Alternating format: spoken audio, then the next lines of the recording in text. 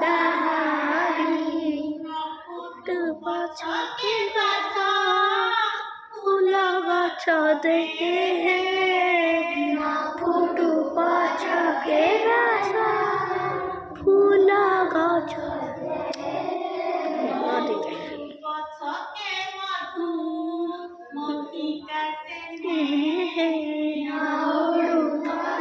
के मधु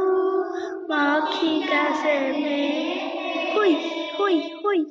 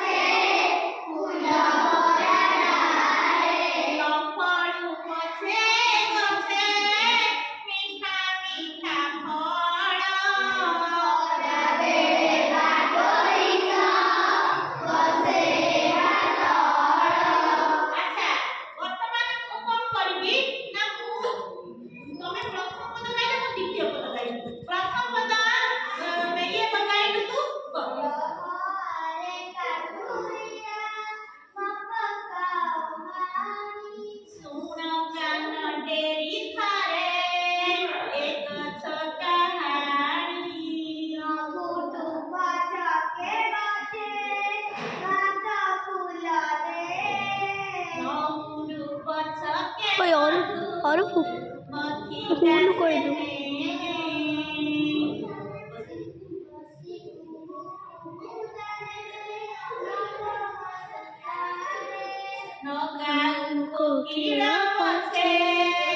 फूल भरा डाले फल पछे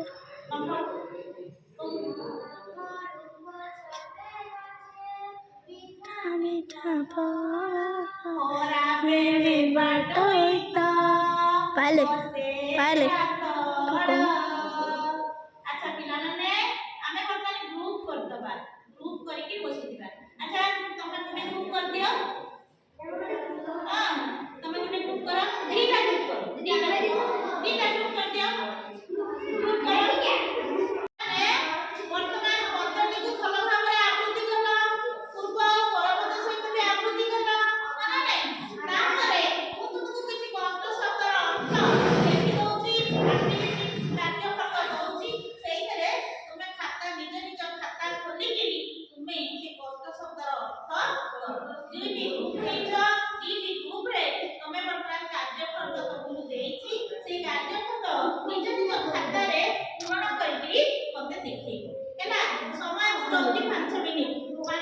ভিতরে से कष्ट शब्द अर्थ देखि मते देखा हैला अच्छा पिलाने तमे देखबा एक्टिविटी करियोला अच्छा करी केही पार्टी करबा नै दियो ଭେରି ଗୁଡ୍ ବଢିଆ ଲେଖିଛି ଆଉ ଭେରି ଗୁଡ୍ ପିଲାମାନେ ଗୀତଟି ତ ଭଲ ଲାଗିଲା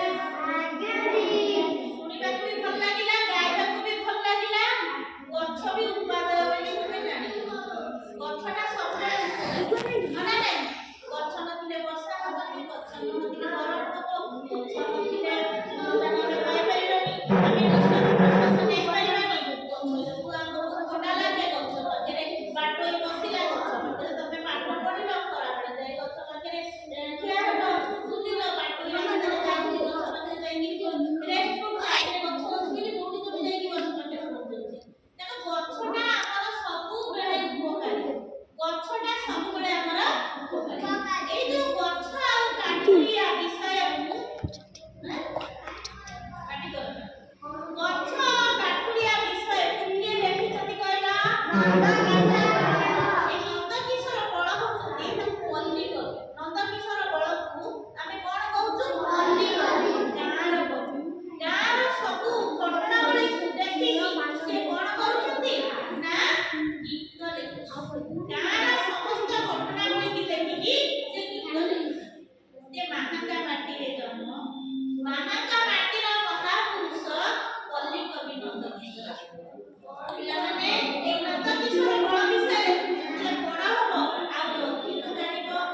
ମନେ ଶୁଣିବ ମନା ନାହିଁ ଆଚ୍ଛା ମୁଁ এই ଗୀତର ଅର୍ଥ ତୁମକୁ ବୁଝେଇ ଦଉଛି ଏ ଅର୍ଥ ବୁଝିଲା ପରେ ତମେ ନିଶ୍ଚିତ ଭାବରେ ତାର ପ୍ରଶ୍ନ ଉତ୍ତର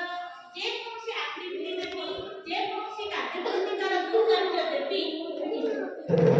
କିନ୍ତୁ ତୁମେ ମନ ଦେଇ ଶୁଣିବା ଦରକାର ମନ ଦେଇ ପଢିବା ଦରକାର ଦିଦିଙ୍କ କଥାକୁ ଟିକେ ଶ୍ରବଣ କରିବା ମନ ଦେଇ ଶୁଣିଲେ ତୁମେ ନିଶ୍ଚିତ ଭାବରେ ଅଭ୍ୟାସ କାର୍ଯ୍ୟକୁ ସୁରୁଖୁରୁରେ କରିପାରିବ ଯଦି ମନ ଦେଇ ନ ଶୁଣିବ ତାହେଲେ ଅଭ୍ୟାସ କାର୍ଯ୍ୟ ଠିକ ଭାବରେ କରିପାରିବ ମୁଁ ଆଜି ଏଇଟା ବ୍ୟାଖ୍ୟା କରୁଛି ଏ ପଦ୍ୟଟିକୁ ବୁଝଉଛି ଗୋଟିଏ ଷ୍ଟାଞ୍ଜା ଗୋଟିଏ ପାରା ପଦ୍ୟ ବୁଝଉଛି ଏ ପଦ୍ୟରେ କଣ କୁହାଯାଇଛି ନା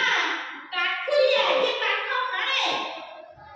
ତାକୁ ମନା କରିଛନ୍ତି କବି ନନ୍ଦକିଶୋର ବଳ କବି କହୁଛନ୍ତି ହେ କାଠୁରିଆ ତୁ କାଠ ହାଣେ ନା ତୁ ଗଛ କାଟ ନା ବୋଲି ପରାମର୍ଶ ଦିଆହଉଛି ଆମେ ମଧ୍ୟ ତୁମମାନଙ୍କୁ ପରାମର୍ଶ ଦଉଛୁ ଯେ ହେ ପିଲା ଜନ୍ମଦିନରେ ଗଛଟିଏ ଲଗାଅ ତୁମକୁ ଯେତେବେଳେ ବିଭିନ୍ନ ପ୍ରକାର ଇକୋ କ୍ଲବ ପ୍ରାଇଜ ହଉଛି ତୁମକୁ ଗଛ ଦିଆହଉଛି ଗଛ ପ୍ରତି ଗୋଟେ ସହାନୁଭୂତି ଆଣ ଗଛ ପ୍ରତି ଗୋଟେ ଭଲ ପାଇବା ଆଣ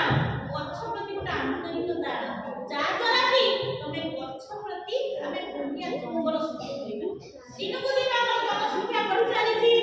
ଗଛ ନଷ୍ଟ ହେଉଛି ପିଲା ଜନସଂଖ୍ୟା ଆଉ ଗଛ ନଷ୍ଟ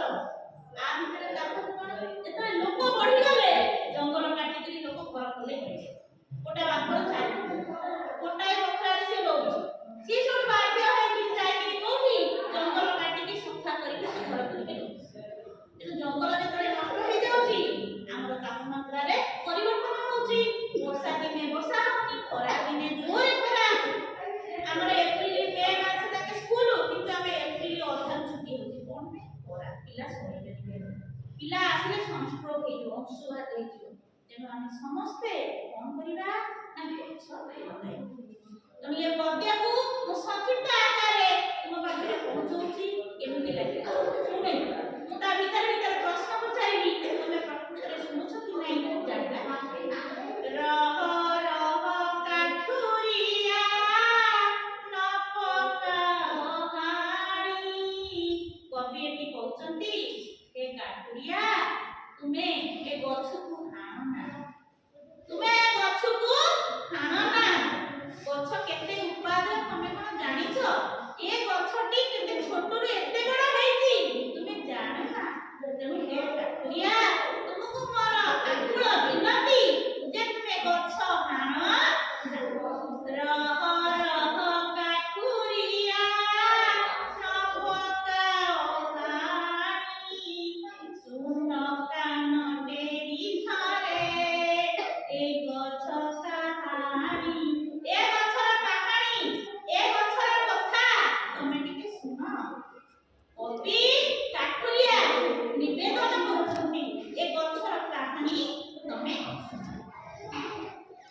ଫୁଟୁ ଗଛକେ ବାସ ଫୁଲ ଗଛ ଦେଖେ ଏ ଗଛରେ ବାସ୍ନା ଫୁଲ ଗଛେ ନ ଫୁଟୁ ଆମେ କିନ୍ତୁ ଏ ଗଛରେ ବାସ ଫୁଲ ବାସ୍ନାର ଫୁଲ ଯୋଉଟାକି ଚୌଦିଗକୁ ମହକି ଦିଏ ସେ ଫୁଲ ଗଛେ ନ ଫୁଟୁ କିନ୍ତୁ ତୁମେ ଗଛକୁ ଏ ଠାକୁରିଆ ଭାଇ ଏ ଗଛକୁ ତୁମେ ତାମାନେ ଗଛରେ ଯଦି ବାସ ଫୁଲ ନ ଫୁଟୁଛି ଏ ଗଛକୁ ତମେ ନଉଡୁ ଗଛକେ ମଧୁ ମଖିକା ଆବେ ଏ ଗଛରେ ମହୁମାଛି ଯଦି ନ ଉଡୁଛି ତାମାନେ ତାକୁ ତାମାନେ ବାସ୍ନା ଫୁଲ ନ ଫୁଟିଲେ ମାନେ ମଧୁମକ୍ଷିକା ମହୁମାଛି ନ ଉଡିଲେ ମଧ୍ୟ ତମେ ଏ କାଠୁରିଆ ମତେ ଏତିକି ଆକୁଳ ମିନତି ତୁ ଏ ଗଛକୁ ହାତ ଦେନା ଗଛକୁ ମାନେ ବସି କୁକୁତାରେ ନବ ମଧୁକାରେ ଆଚ୍ଛା ପିଲାମାନେ ଆମର କୋଉ ଋତୁରେ କୋଇଲି ବୋବାଏ ବସନ୍ତ ଋତୁରେ ମଧୁକାଳ ମିଠା କଣ ବସନ୍ତ ଋତୁ ବସନ୍ତ ଋତୁରେ କୋଇଲି କେମିତି କୁହୁ କୁହୁ ମଧୁକାଳରେ କୋଇଲି ଗଛରେ ନା ଲଗାଉ କିନ୍ତୁ ତୁ ଏ ଗଛ ତମେ ଗଛକୁ ହାଣ ନା କୋଇଲି ଗଛେ ନ ଗବ କିନ୍ତୁ ଗଛକୁ ତମେ ହାଣ ନଗାଉ କୋକିଲା ଗଛେ ଫୁଲ ଭରା ଡାଳରେ କୋଇଲି ଗଛେ ନ ଗାଉ ତୁମେ ତାକୁ ହାଣ କିଏ କବି କାହାକୁ ନିବେଦନ କରୁଛନ୍ତି କାଠୁରିଆ କଣ କହୁଛନ୍ତି ଏ ଗଛରେ ଯଦି କୋଉ ଫୁଲ ନହେଲେ ହାଣନା ବାସ ଫୁଲ ନହେଲେ ହାଣନା ଆଉ କଣ ହେଲେ ନା ମଧୁମକ୍ଷିକା ନ ଉଡିଲେ ବି ହାଣନା କୋଇଲି ସ୍ୱରରେ ନ ଗାଇଲେ ପଛେ କିଏ କହୁଛନ୍ତି କବି କିଏ ବୁଝିପାରିଲ ତାପରେ ନ ଫଳୁ ଗଛେ ଗଛେ ମିଠା ମିଠା ଫଳ ଏ ଗଛରେ ମିଠା ମିଠା ଫଳ ଗଛେ ନ ଫଳୁ ଏ ଭାଇ ଏତିକି ନିବେଦନ ଏ ଗଛରେ ମିଠା ମିଠା ଫଳ ଗଛେ ନ ଫଳୁ କିନ୍ତୁ ତୁମେ ଏ ଗଛକୁ ନ ହାଣ ଆଉ କଣ ଏ ଗଛର ଉପକାର ହଉଛି ତୋରା ବେଡେ ବାଟୋଇତା ବସେ ହାତଳ ଏ ଗଛ ବାସ ଫୁଲ ନ ହଉ ମହୁମାଛି ନ ଉଡୁ କୋଇଲି ନ ଗାଉ ଫୁଲ ଫଳ ନ ଫଳୁ କିନ୍ତୁ କଣ ଦରକାର ନା ବାଟୋଇ ଏ ରାସ୍ତାରେ ଯାଉଥିବା ଲୋକ ଛାଇ ପାଇ କରି ଗଛ ତଳେ ବସି ପାରିବ ତାହେଲେ ବାଟୋଇ କଣ ପାଇଁ ଗଛ ତଳେ ବସିବ ଛାଇ ପାଇଁ ବସିବ ବାଟୋଇ କଣ ପାଇଁ ବସିବ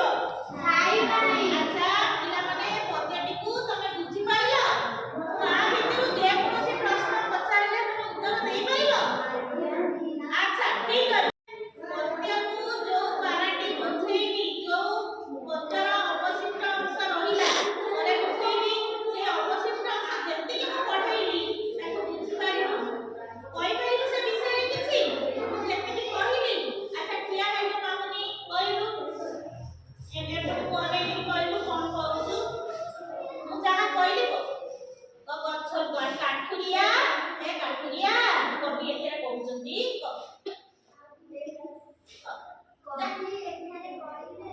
କାଠୁରିଆ